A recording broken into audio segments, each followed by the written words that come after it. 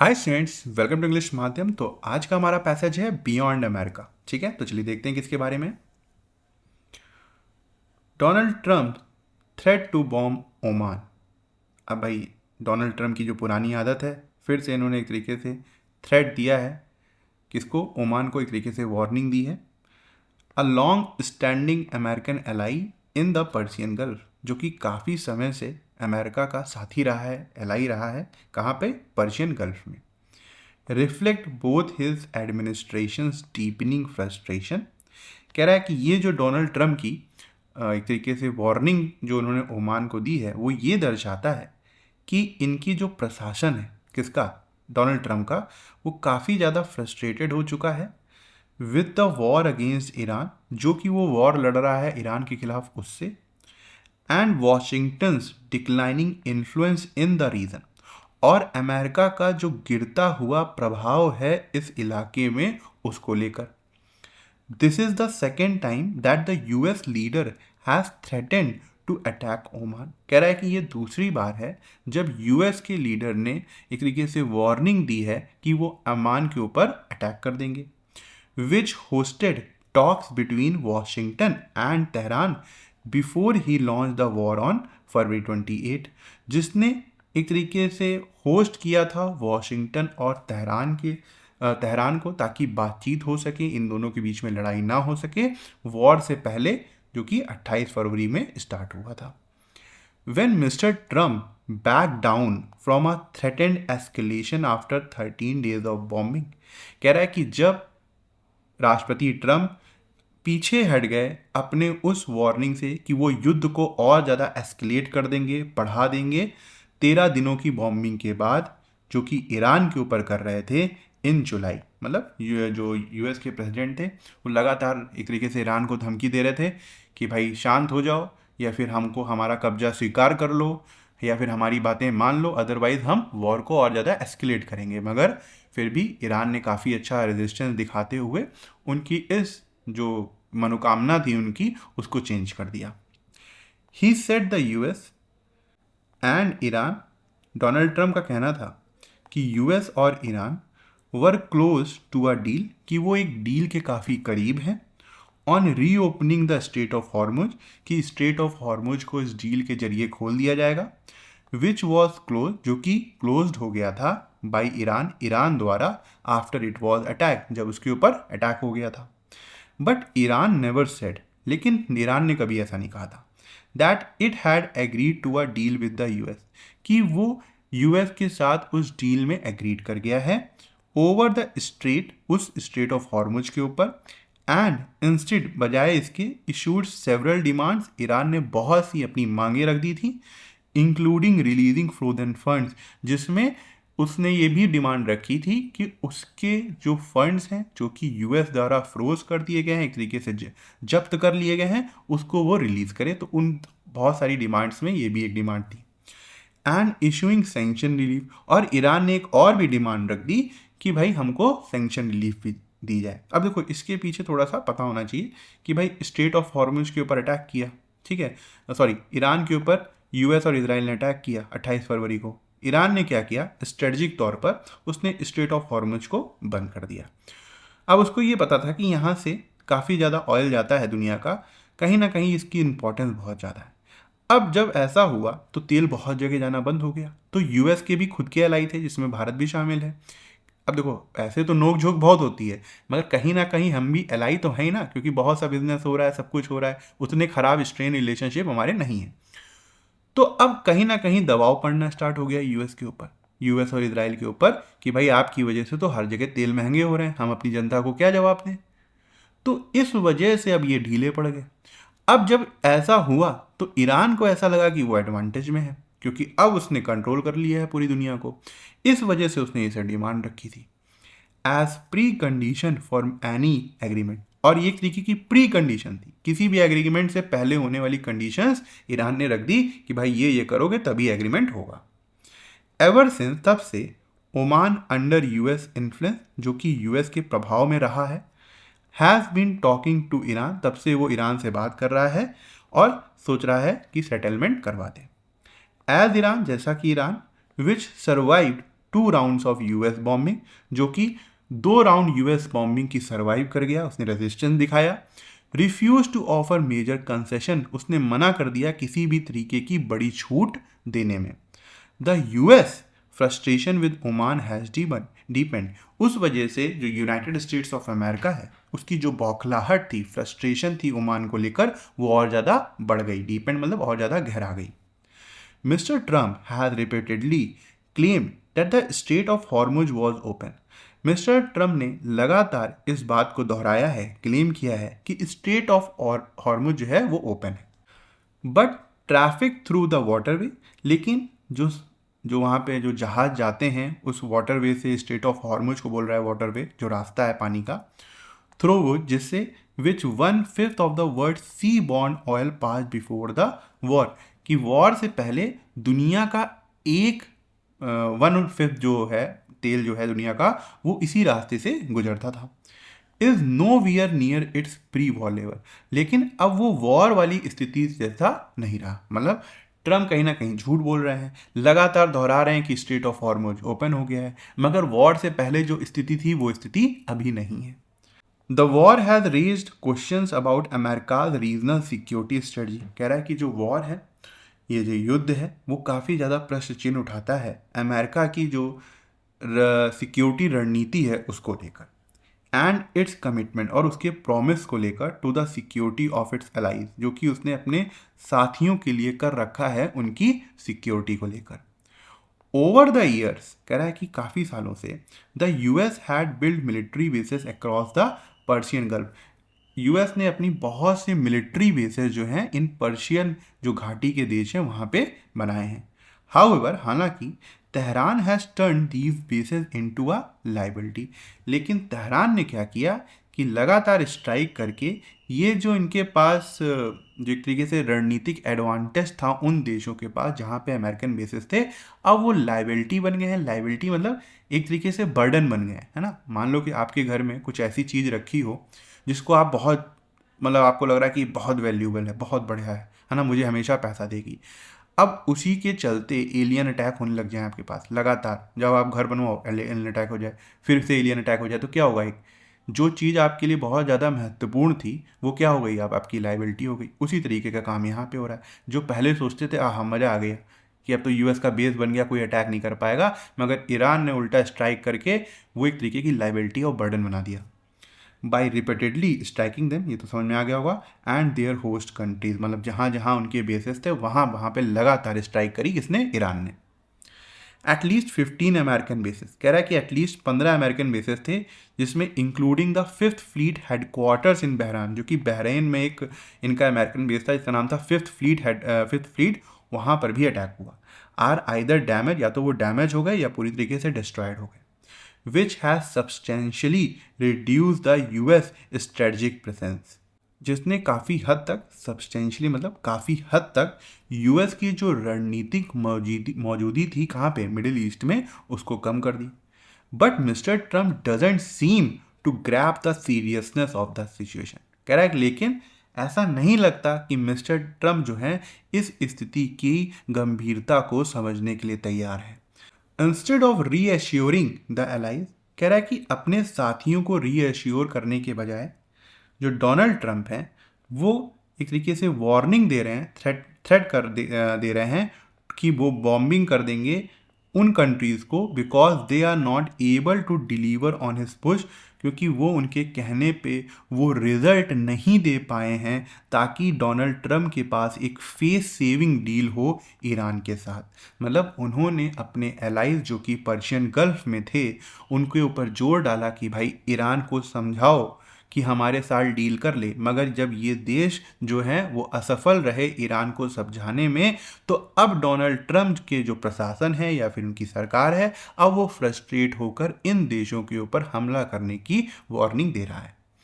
From day one, पहले दिन से वॉर के, हिज थ्रेट्स एंड रेटोरिक मतलब भाषण देते जाना, एक चीज़ का लगातार एक तरीके से वार्निंग देते जाना अपने भाषण में। कह रहा है कि लगातार उन्होंने थ्रेट दिया, रेटोरिक स्पीच थी उनकी। Did little to advance America's strategic goals और डिटर ईरान, वो शायद ही कुछ कर पाया ये जो भाषण उन्होंने इतने कड़े कड़े भाषण दिए जिसमें बहुत सी वार्निंग शामिल थी कि वो अमेरिका के रणनीतिक गोलों को अचीव करने के लिए शायद ही वो भाषण कुछ कर पाए और ना ही वो भाषण ईरान को रोक पाए। लेकिन mister Trump stuck deep in the Persian stand, जो कि इस पर्शियन वॉर में फंस चुके हैं। Stuck deep in the Persian stand मतलब जो पर्शियन पर्शियन सैंड्स का मतलब है कि जो वॉर चल रहा है इसमें ये जो पूरी तरीके से फंस चुके हैं। Appears unable to change tag, ऐसा लग रहा है कि ये अपनी पॉलिसी, टैग मतलब पॉलिसी या स्ट्रेटजी, अपनी स्ट्रेटजी को चेंज नहीं करना चाहते हैं। Whether he acknowledges America's growing limitation in West Asia or not, चाहे वो ये माने कि हाँ अब अमेरिका की वो प्रभुत्व नहीं रह गया वेस्ट एशिया में जो पहले था, या फिर ना माने, countries in the region confront a new strategic reality, कह रहा है कि जो इस रीजन में जो देश हैं उनके सामने एक नई रणनीतिक सच्चाई आके सामने खड़ी हो गई है। वो क्या है?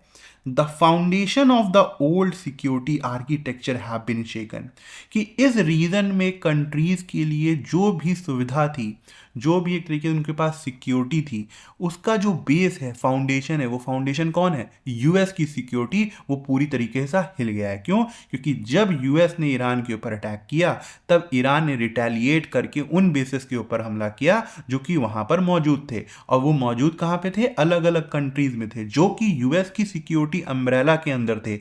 अब जब उनके पास लगातार हमला हुआ तो जब उन्होंने यूएस से गुहार लगाई तो यूएस ने उनको इग्नोर कर दिया। इस वजह से आज उनके सामने एक ऐसी स्थिति आके खड़ी हो गई है कि अब उनको ऐसा लगने लग गया है कि एक नई समस्या उनके सामने है। In their hour of need, कह रहा है कि जब सबसे ज़्यादा मतलब ज़रूरत है, सबसे ज़्यादा महत्वपूर्ण समय है, American bases have turn out to be a liability, तब ये जो अमेरिकन बेसेस हैं ये एक तरीके से बर्डन बन गए हैं उन देशों का जहां पे ये है। They should also recognise that the decade old policy of containing Iran has failed, कह रहा है कि उनको ये भी रियलाइज करना चाहिए कि जो दशकों से चली आ रही पुरानी नीति है कि ईरान को किसी तरीके से कंटेन किया जाए, रोका जाए, उसको लिमिट में करके रखा जाए, वो पूरी तरीके से विफल रही है। To ensure their own security, अपनी सुरक्षा को सुनिश्चित करने के लिए, एंड रीजनल स्टेबिलिटी, और उस रीजन की, उस एरिया की स्टेबिलिटी को सुनिश्चित करने के लिए जो पर्शियन घाटी के देश हैं उनको अब अमेरिकन सिक्योरिटी अम्ब्रेला के परे देखना होगा। मतलब अमेरिकन सिक्योरिटी अम्ब्रेला को अब छोड़कर उन्हें खुद एक ऐसी स्ट्रेटजी बनानी होगी कि वो अपनी सुरक्षा स्वयं कर सकें। एंड ले the foundation for a new regional order, और उन्हें एक तरीके से नई बुनियाद बनानी होगी उस रीजन की शांति के लिए, shape by a cold peace between the Arab states and Iran. और ये कैसे हो सकता है? जब अरब स्टेट्स और ईरान के बीच में एक शांति बनी रहे, कोल्ड पीस मतलब एक शांति बनी रहे, क्योंकि ईरान और अरब स्टेट्स के अपने ही मसले हैं, वो एक दूसरे से ही काफ़ी ज़्यादा नफरत करते हैं कि अगर वहाँ पे रीजनल सिक्योरिटी या रीजनल पीस बनाना है अमेरिकन सिक्योरिटी के परे, तो इन अरब देशों को और ईरान को एक तरीके से समझौता करना होगा शांति से। ठीक है। Which of the following best captures the primary focus of the passage? Passage का प्राइमरी फोकस क्या था, देखते हैं। Analyse the systemic collapse of the US led security model, इस बात को एनालाइज करना कि किस तरीके से जो यूएस का सिक्योरिटी मॉडल था, अम्ब्रेला था, वो पूरी तरीके से तबाह हो गया है। And advocate for a locally forced regional diplomatic framework, और जो लोकल डिप्लोमेटिक फ्रेमवर्क कह सकते हो कि एक लोकल सिक्योरिटी अम्ब्रेला बनाने को वो एडवोकेट कर रहा है, मतलब सपोर्ट कर रहा है। ठीक है, ये बात एकदम सही है। बात यही है कि भाई अब यूएस का जो प्रभाव है वो बहुत ज़्यादा कम हो गया है, और इन खाड़ी के देशों को ये समझना चाहिए कि अब वो सिक्योरिटी इनके पास नहीं है, इसलिए इनको एक रीजनल डिप्लोमेटिक सिस्टम बनाना होगा ताकि वहाँ पे शांति बनी रहे। तो ये हमारा एकदम करेक्ट आंसर है। ठीक है, तो ये हमारा प्राइमरी फोकस तो है। Evaluate how Iranian military strategy transformed foreign bases into liabilities and necessitated a new regional security order। ठीक है, ईरानियन मिलिट्री ने बहुत अच्छा किया, उन्होंने जो बेसिस के ऊपर अटैक किया, मगर ये प्राइमरी फोकस नहीं है। प्राइमरी फोकस क्या है? हमला हुआ, यूएस उनको बचा नहीं पाया, उनके अंदर एक खतरे की भावना आई जिसको उनको लगा कि भाई यूएस की सिक्योरिटी से कुछ होगा नहीं, हमें खुद करना होगा। तो ये जो चीज़ें हैं वो ज़्यादा प्राइमरी फोकस थी, ठीक है। तो ये हमारा करेक्ट आंसर होना चाहिए वैसे। Highlight the disconnect between political rhetoric, ये दर्शाना कि किस तरीके से जो पॉलिटिकल भाषण दिए जाते हैं उसमें एक अंतर होता है और जो एक रणनीतिक रियलिटी होती है, while proposing a shift to autonomous stability. जब हम एक ऑटोनोमस स्टेबिलिटी की बात कर रहे होते हैं, जो इंडिपेंडेंट होती है, जो जो फ्री होती है, तो उसमें एक डिस्कनेक्शन होता है पॉलिटिकल रिटोरिक और स्ट्रेटजिक रियलिटी में, उस बात को दर्शा रहा है। नहीं, ये नहीं है, ये हमारा करेक्ट आंसर है। डायबिलिटी का क्या मतलब है? सोर्स ऑफ स्ट्रेटजिक वर्नेबिलिटी, कि एक रणनीतिक मतलब कमजोरी। हाँ, ये हो सकता है भाई, वो रणनीतिक कमजोरी है उन देशों की जहाँ पर हमले हो रहे हैं।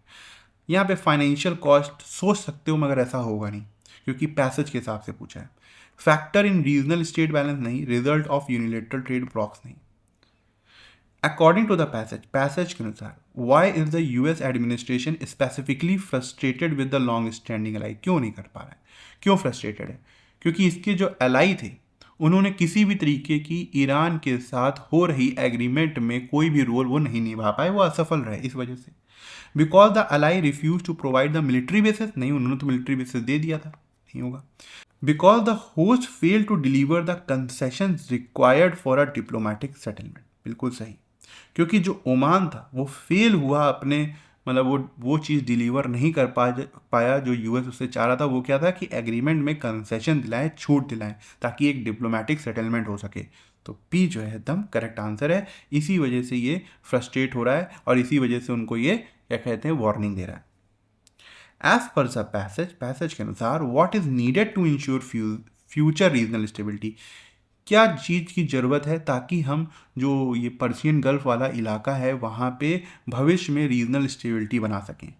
Establishing a political accord between local states, हाँ, एक पॉलिटिकल समझौता इन लोकल स्टेट्स के बीच में इस्टेब्लिश करना होगा, ताकि ये लोग शांति से रहें और इनकी सिक्योरिटी ये खुद संभालें, ठीक है। तो ये हमारा करेक्ट आंसर है।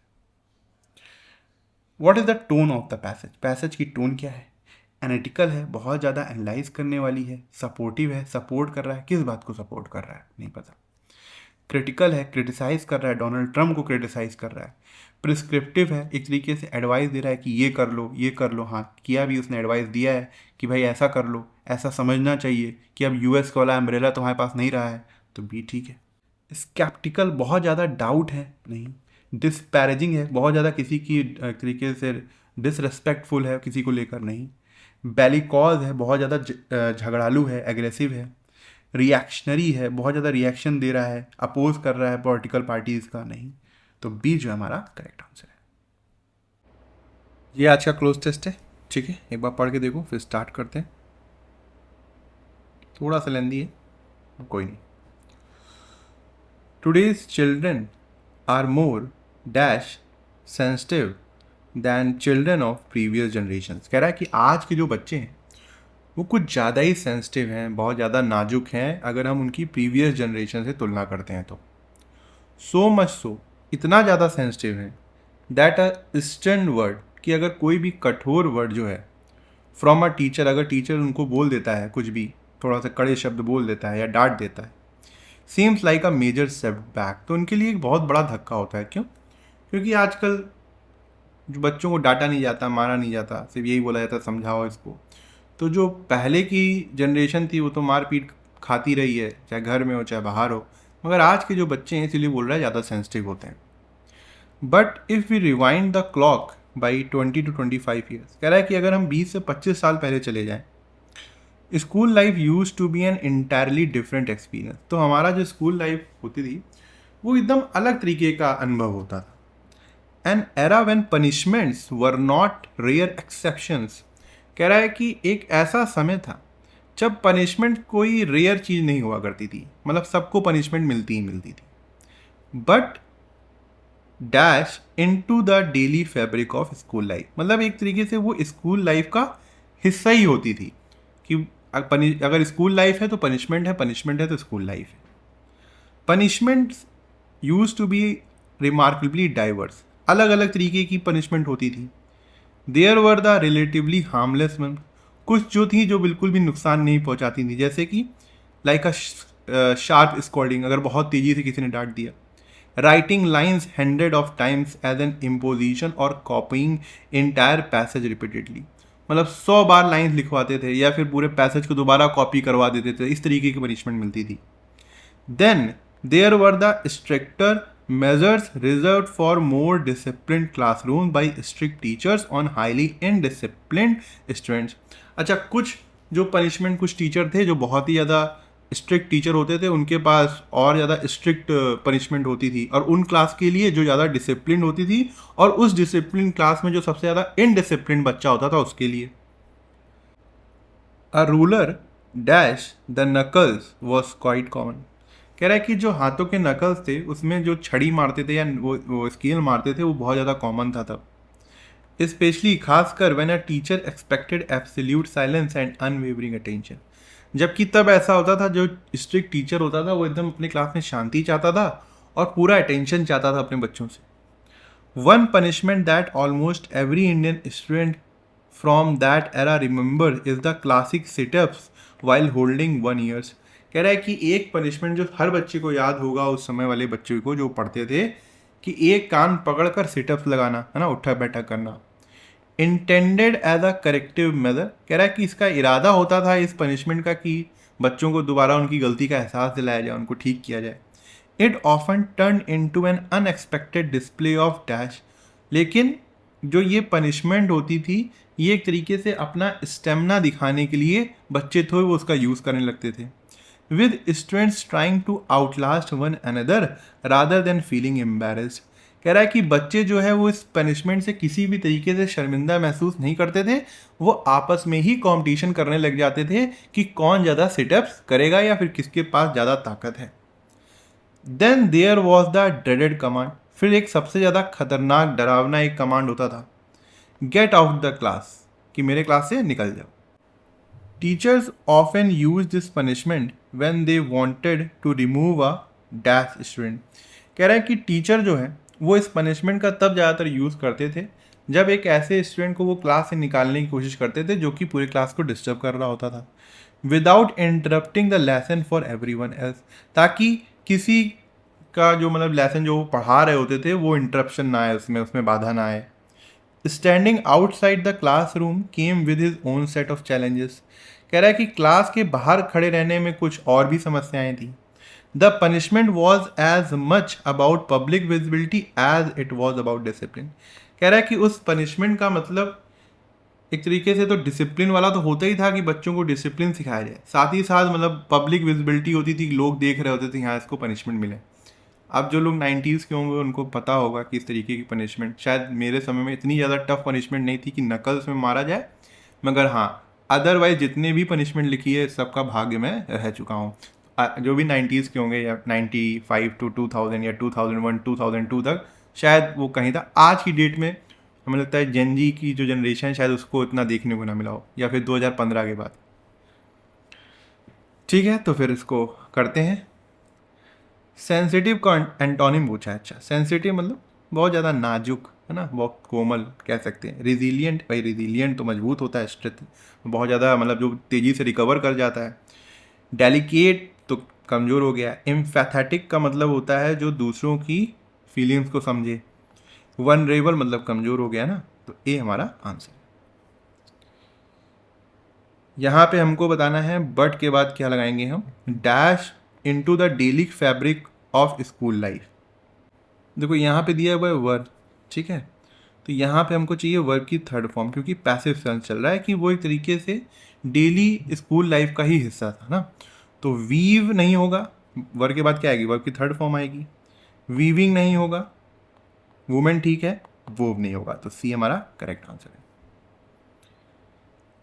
A rural dash the knuckles was quite common. कह रहा है कि ये जो मतलब छड़ी से मारा जाता था ये बहुत कॉमन था. जो नकल्स होते हैं इस तरीके से होते हैं हमारे हाथ में ना, इस तरीके से जब मुट्ठी बंद करोगे तो नकल्स दिखाई देंगे ना, इस तरीके से होते हैं. तो अब क्या करोगे, अलॉन्ग, अलॉन्ग का मतलब होता है साथ साथ, मीनिंग आ रहा है नहीं. अब मैं ऐसे ऐसे मारता जाऊँ, आपको यहाँ पे छड़ी मारता जाऊँ, तो क्या करोगे, अक्रॉस बोलोगे, इधर से उधर, उधर से इधर, हाँ कह सकते हैं. इनटू, इसके अंदर मारे क्या, नकल्स के अंदर मार सकते हैं, सोचो, नहीं कर सकते ना. इसके थ्रू, भाई ट्रेन पास होती है टनल के थ्रू, क्या नकल के थ्रू पास हो रहा है क्या? ये नहीं हो रहा ना, तो ये भी नहीं होगा। तो क्या होगा? अक्रॉस, मतलब इधर से इधर मारो या फिर इधर से इधर मारो। ठीक है, तो बी हमारा करेक्ट आंसर है। एंड्योरेंस का हमको बताना है अप्रोप्रिएट मीनिंग। फ्रेजिलिटी का मतलब होता है वीकनेस, नहीं। स्टेमिना, ठीक है। हेजिटेशन, नहीं। सरेंडर करना, नहीं, है ना। ये बहुत कॉमन है, इसके लिए इसकी मीनिंग नहीं बता रहा हूँ, तो जो इंपॉर्टेंट है वो बता देता हूँ। तो स्टेमिना जो होगा इसका अप्रोप्रिएट मीनिंग होगा। आसान है वैसे। They wanted to remove disruptive student, किस तरीके का स्टूडेंट? जो डिस्टर्ब कर रहा हो क्लास को ना, बहुत ज़्यादा शैतानी कर रहा हो। तो अनरूली का मतलब क्या? अच्छा, हमको एंटोनी बताना है। तो अनरूली का क्या मतलब होगा यहाँ पर? अनरूली का मतलब जिसको आसानी से कंट्रोल ना किया जा सके। कोऑपरेटिव, जो सहयोग करे। केओटिक, जो बहुत ही ज़्यादा मतलब कह सकते हो कि चीज़ों को ख़राब कर दे, डिसऑर्गेनाइज्ड कर दे। ट्रबलसम, परेशान करने वाला, प्रॉब्लम बढ़ाने वाला, तो ये भी नहीं होगा, तो बी हमारा आंसर होगा। ठीक, ये है पैराजम्बल। एक बार खुद से ट्राई करो, ऑप्शन के थ्रू ट्राई करो। दिस दिख गया, जैसे ही मैंने बिल्कुल नहीं पढ़ा, दिस दिखा, मैंने इसको हटा दिया, है ना। दो वाले ऑप्शन दिख गए, इसका मतलब ये हो सकता है। इट दिख गया, इट किसके लिए यूज हो गया नहीं पता, अभी पहला सेंटेंस नहीं हो सकता, तो इसको भी हटा दिया। तो 2 के बाद 4 आ गया, 2 के बाद 1 आ गया। For photo journalist a photograph is often the most immediate record of event. कह रहा है कि जो फोटो जर्नलिस्ट होते हैं उनके लिए जो फोटोग्राफ होता है वो एक तरीके से किसी भी इवेंट को रिकॉर्ड करने का एक टूल होता है उनके पास, कि हाँ वो तुरंत भी किसी भी इवेंट को रिकॉर्ड कर लेते हैं। ठीक है। 1 कह रहा है the annual photography exhibition organised by the वाइजक फोटो जर्नलिस्ट। अब देखो, अब अचानक से क्या कह दिया इसने, यहाँ पे इसने फोटोग्राफी की बात की, अचानक से कह दिया कि जो एनुअल फोटोग्राफी एग्जीबिशन है वो वाइजैक फोटो जर्नलिस्ट एसोसिएशन द्वारा ऑर्गेनाइज किया जा रहा है on the occasion of photography day. अजीब सा नहीं लग रहा है कि बात क्या स्टार्ट की, अचानक से ऑर्गेनाइजेशन की बात, एनुअल फोटोग्राफी की बात ला दी ना। थोड़ा सा लगा ना कि ब्रेक हुआ चीज़ें। अब 4 को चेक करते हैं। इट क्या, इट किसके लिए यूज हुआ है? फोटोग्राफ के लिए यूज हुआ है ना। It can document a moment, मतलब ये किसी भी पल को रिकॉर्ड कर सकती है। प्रोवाइड कंटेक्स्ट, उसके संदर्भ में चीज़ों को बता सकती है। एंड एट टाइम्स, और कभी कभी reveal detail that may escape a hurried reading of the news, कि जब हम तेज़ी से न्यूज़ को पढ़ते हैं कुछ डिटेल मिस कर देते हैं तो ये फोटोग्राफ्स हमको समझा सकती है। ठीक है, तो थोड़ा सही लगा ना कि यहाँ पे फोटोग्राफ की बात हुई। अब यही बता रहा है कि क्या क्या कर सकती है, तो 2 के बाद 4 तो आना तय है। This idea form the basis of news in frame, और कह रहा है इसी आइडिया ने जो न्यूज़ इन फ्रेम्स का जो आइडिया था उसको दिया। फिर ये हम क्या कर सकते हैं कि लास्ट में 1 कर सकते हैं, ये जो वाइजक फोटो जर्नलिस्ट एसोसिएशन द्वारा जो एग्जीबिशन दिखाया गया था। तो क्या हो सकता है हमारा? 2 4 3 1, तो बी हमारा करेक्ट आंसर है। ठीक है, तो ठीक है, आज का लेक्चर यहीं ख़त्म करते हैं। आई होप आपको कुछ सीखने को मिला होगा, और आप कमेंट सेक्शन में ज़रूर बताइएगा कि आपको आज का लेक्चर कैसा लगा और आपको क्या सीखने को मिला। अगर आप मुझसे इंग्लिश ग्रामर पढ़ना चाहते हैं तो आप हमारा ऐप इंग्लिश माध्यम प्ले स्टोर से डाउनलोड कर सकते हैं। ऐप ओपन करते ही आपके सामने होम स्क्रीन आएगी, वहाँ पे आपको 5 ऑप्शन मिलेंगे: मेन, लाइब्रेरी, फीड, लेक्चर, पास। लेक्चर में क्लिक करते ही आपके सामने 2 वर्जन आएंगे, फ्री और पेड। पेड में क्लिक करते ही आपके सामने इंग्लिश ग्रामर का एक सेक्शन आएगा, जहाँ पे मैंने इंग्लिश एसएससी के लिए बहुत ही डिटेल में बताया हुआ है और बहुत ही सिंपल लैंग्वेज में बताया है, जो कि आपके कॉन्सेप्ट्स को और अच्छा करेगा और आपको अच्छे मार्क्स लाने में हेल्प करेगा। तब तक के लिए प्रैक्टिस करते रहिए। Thank you so much for watching this video.